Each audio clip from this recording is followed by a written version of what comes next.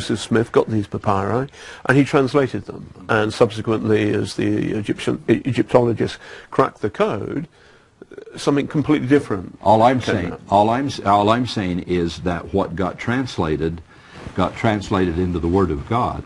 The vehicle for that, I do not understand and don't claim to know, and know no Egyptian. As a matter of historical fact, was Joseph Smith convicted of being a con man in 1826?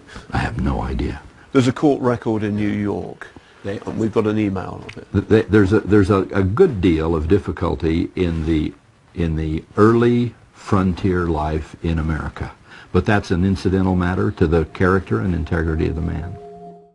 Let's talk about Mitt Romney. Okay. The man who may well become the most powerful man on earth. Mm-hmm.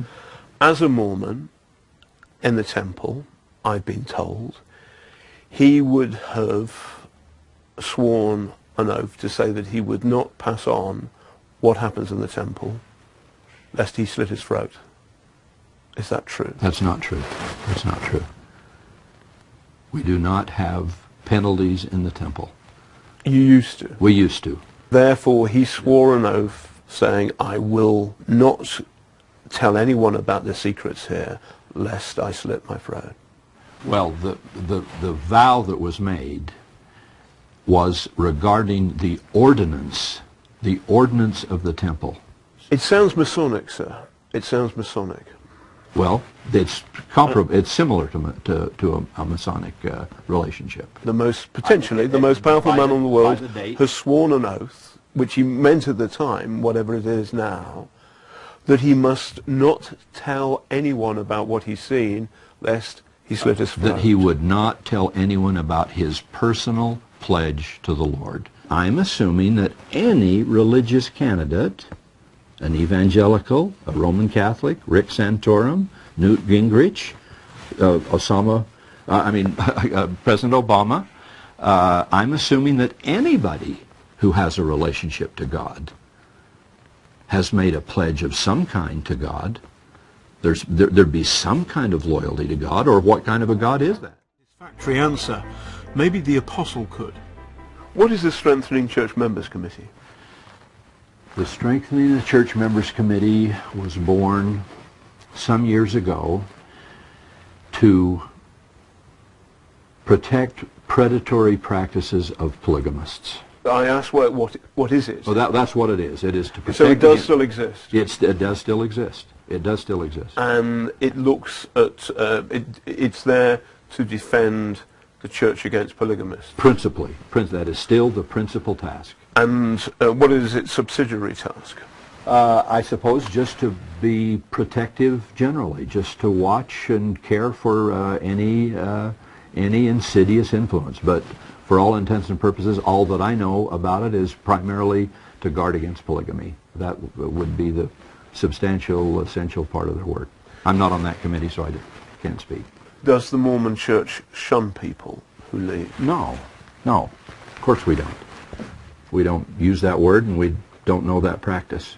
If I had a son this very day, given the office that I have and the visibility that means, if I had a son or a daughter who left the church or was alienated or had a problem, I can tell you I would not cut that child out of family life. Why? Because we believe that in the justice and mercy of God, everybody ought to have a chance for salvation. But you baptize Holocaust victims? Not anymore. For the same reason, the same conversation would be held with anyone. This is an invitation. But if you were Jewish and your grandfather or grandmother was killed in the Holocaust because they were Jewish, doesn't it seem somewhat insensitive to rebaptize them as a Mormon? We've already been through that, and we've agreed to the insensitivity, and so we've ceased. We've ceased doing that. But it was never meant to be an offense. It was never meant to be anything that would claim them away from their Judaism.